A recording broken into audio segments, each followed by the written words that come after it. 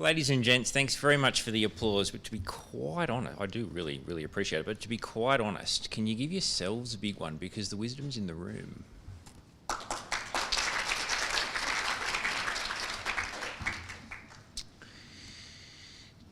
Do you ever stand at a lookout like that and just think to yourselves, there are so many of us? Do you? Yeah, I thank you. Thanks, Bill. I often do, and I also wonder, what is it that we all do? Innovation's becoming normal, which is fantastic, and in some organisations it's been normal for an extremely long period of time. It's critical, I'm going to argue, to set up connection mechanisms so that the sectors can collaborate and innovate, because they have so much to learn from each other. I think that, to be honest, there's an urgency to this.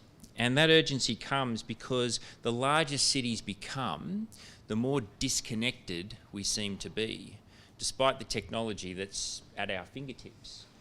Who has an Apple Watch in here? It's all right, you can admit to it. I want one.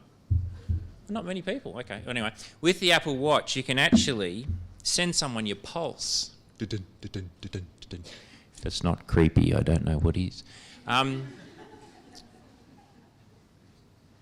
This was taken yesterday overlooking the Molonglo Valley. Imagine how dense we're going to be tomorrow. You've heard my very kind introduction outlining what I am, but in order to connect to me, you really need to know who I am. I'm a slightly overconfident optimist with a dash of realist. I have a passion for people and a tendency to talk too much, which is unfortunate considering my reduced time. My sense of humour is quite dry, and my creative outlet is photography. Therefore, friends, I view this speaking slot, the one that I've scored right before lunch, as a challenge, even an opportunity to provide you with an entertaining talk that will inspire you and help you to connect with others over a Hellenic Club sandwich in about 28 minutes. I do hope that that'll be the beginning of something much, much bigger. I won't say better tasting because we don't know yet. Stay tuned as we go through. Jumping back to my talk title for just one moment. Could you just read that and give me a nod when you've done, so I know that you've finished? Come on, nod. Okay. So, unfortunately, there's another way of expressing this title. And it's that, followed by this. We're going to go through the importance of a common language, a shared language between the sectors very shortly, because it's critical to being able to connect. Work with me for a few moments. Pop down, empty your hands. Great. Now, can everybody hear me? Yeah, I got that right. Please close your eyes, and I'm going to take you to a familiar place, nothing scary. Just for a moment, remember the time you've busted a gut all morning to make it to a workshop that you've been forced to go to. You're not even particularly interested in it, but you got tapped on the shoulder. You're 10 minutes late. You enter the room and you're met with sterile light-coloured room dominated by the hue of fluorescent lighting. There's an awkward silence as all the members and attendees stand hither and thither. The facilitator introduces themselves and then asks you to go and find someone you don't know. Okay, open your eyes. Very quickly write down 2 or 3 words of how you feel in that moment.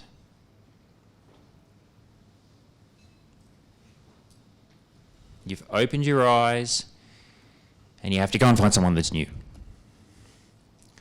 And someone with a big voice, please yell out and share.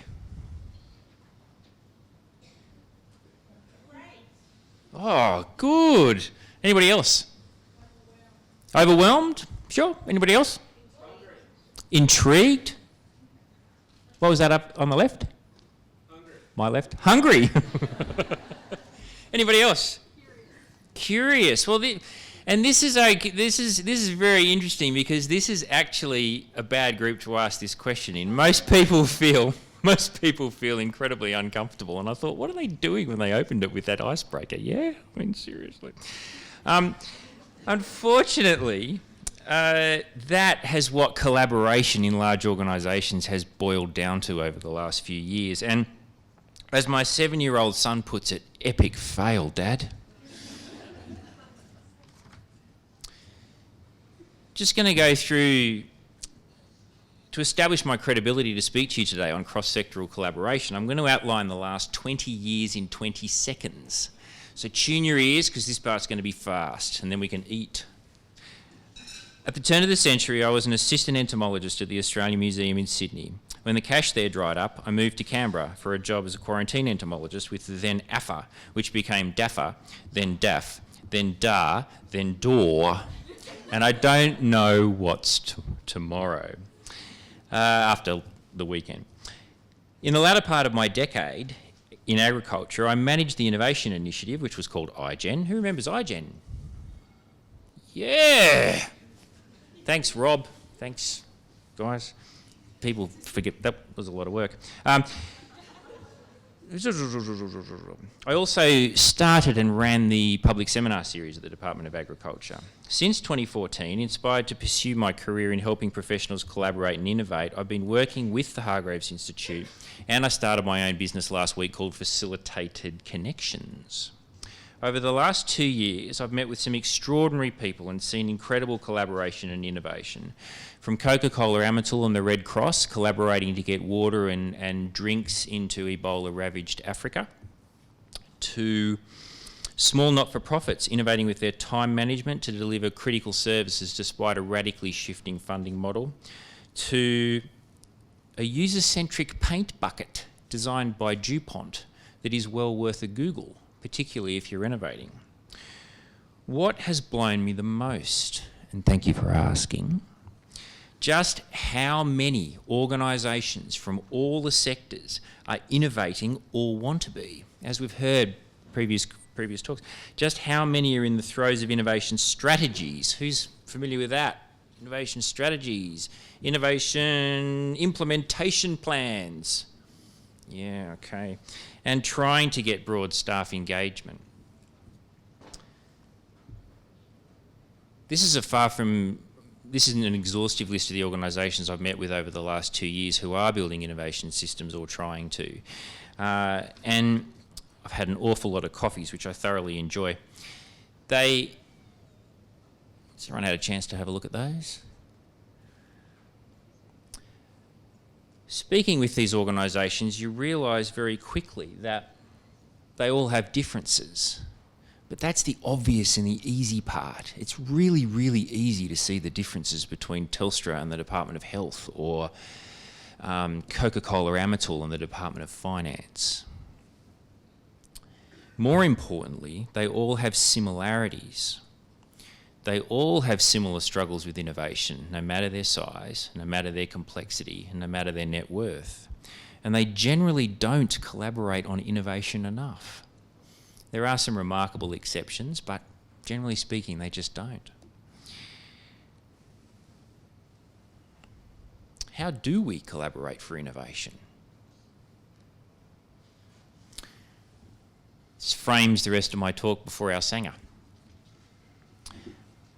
We need to create a shared language. We need to collaborate, and by that I mean truly collaborate. I'll get to what I mean by that.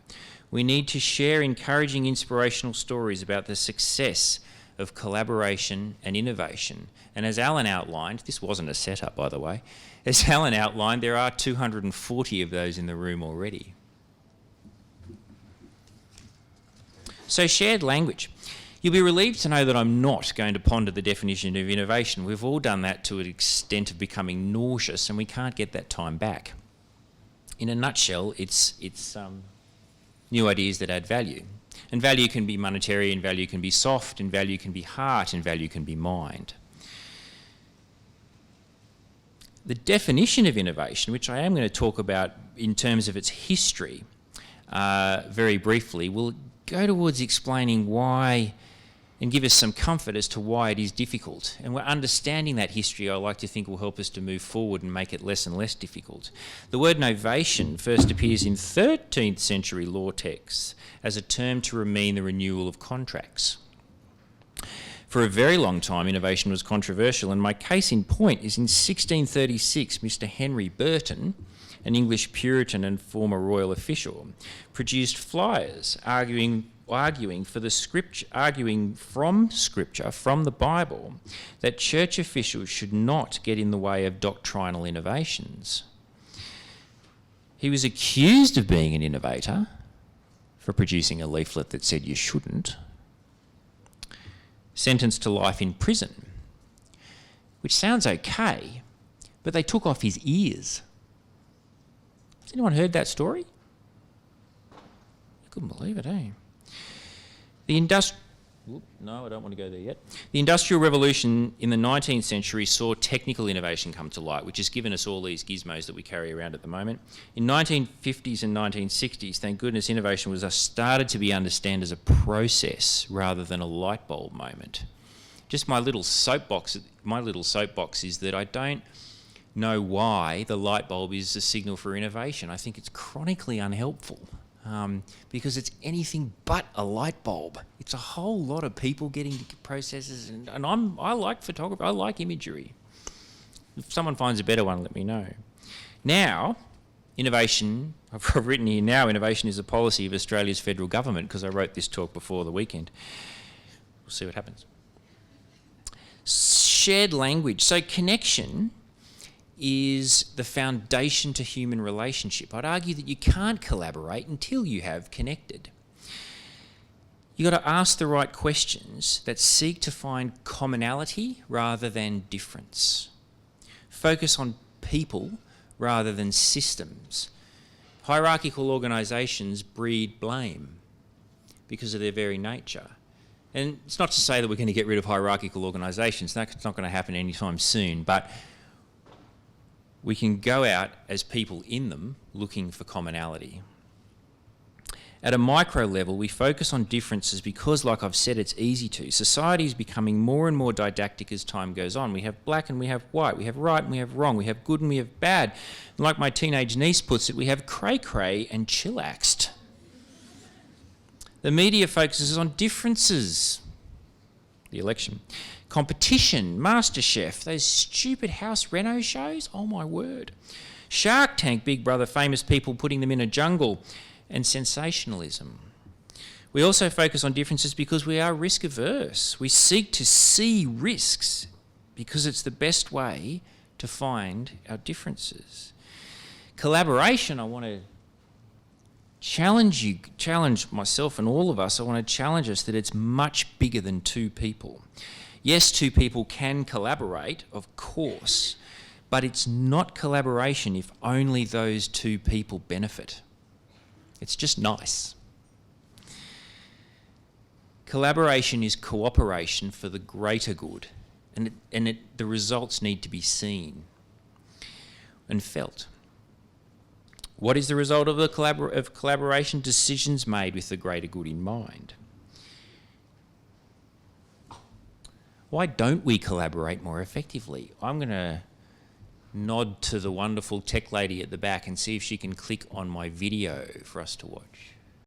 Okay. The problem appears to be unsolvable.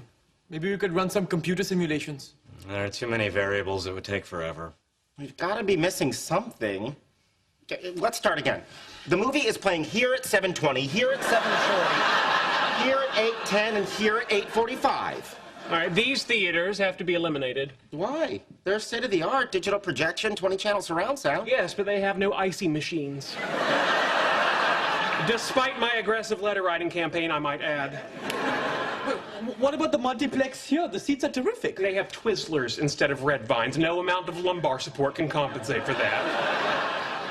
Well, it's going to take at least an hour to eat, and I don't see a Sheldon-approved restaurant proximate to a Sheldon-approved theater. We could eat after the movie. Unacceptable. The delay would result in tomorrow morning's bowel movement occurring at work. Hang on. There's a 7-Eleven here. We smuggle Slurpees, which are essentially ices, in under our coats after having a pleasant meal either here, or here. Wow. I don't see how we missed that. Excuse me, in what universe are Slurpees ices? That's how we missed it. Sheldon, would you be prepared on a non-presidential basis to create an emergency ad hoc Slurpee icy equivalency? Oh, Leonard, you know I can't do that. Okay, I guess we only have one option. Yep, I don't see any way around it. Bye, Sheldon. See ya. Later, dude.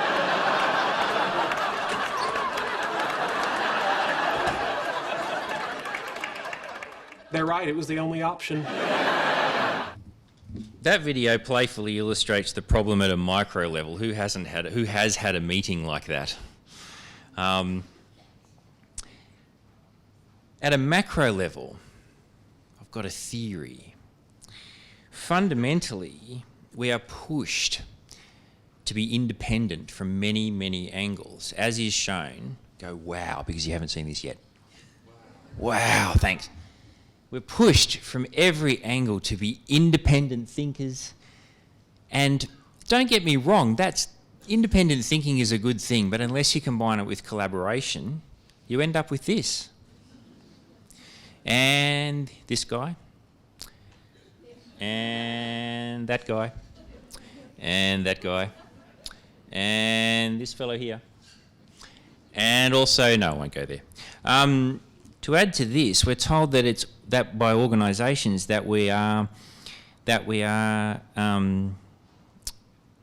engage with our personal security. Banks and insurance companies tell us all the time that it's all about us. If you Google all about you advertising, you get 112 million hits in 0.66 seconds. So you can see that's very, very, very important to advertising agencies at the moment.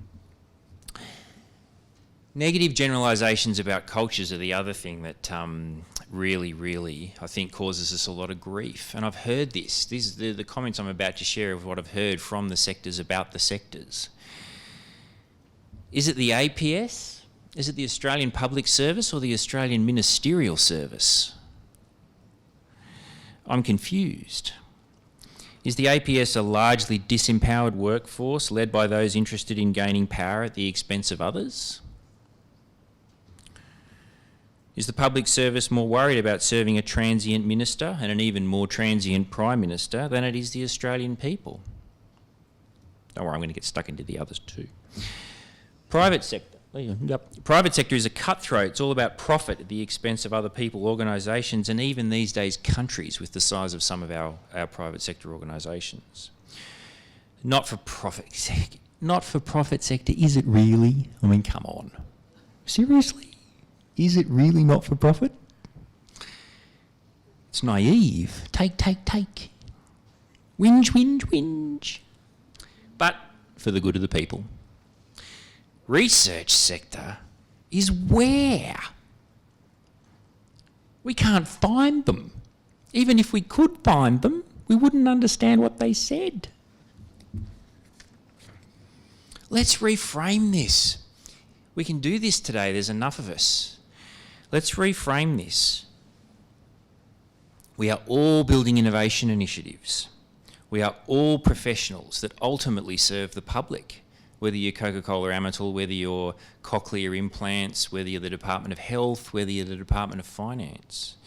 We all have extraordinary skills, experiences and resources that complement one another, and we can all learn from each other's mistakes so we don't make the same ones.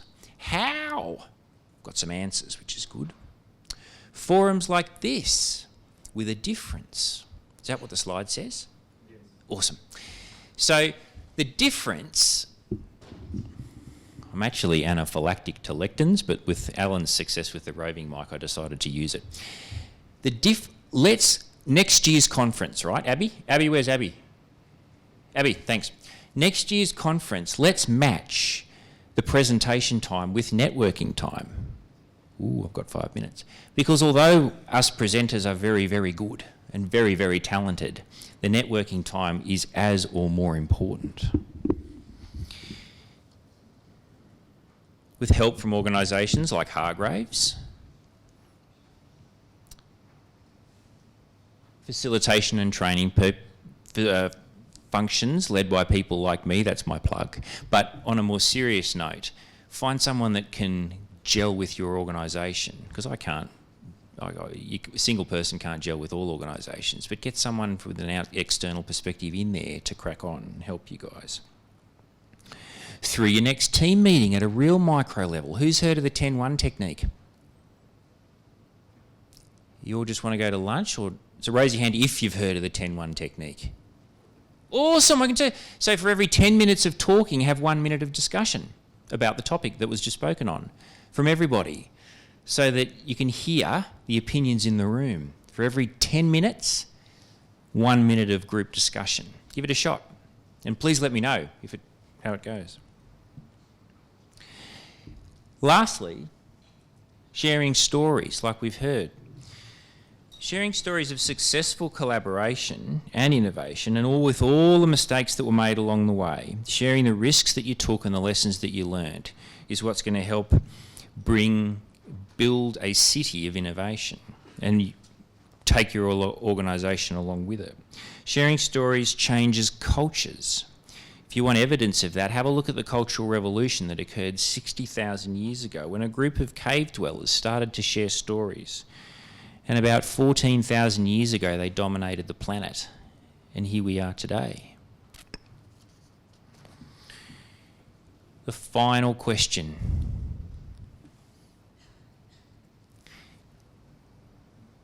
Is it naive to believe that we can collaborate across sectors to innovate and do a whole bunch of other things? If you believe the answer is yes, then this talk is over, and don't stress.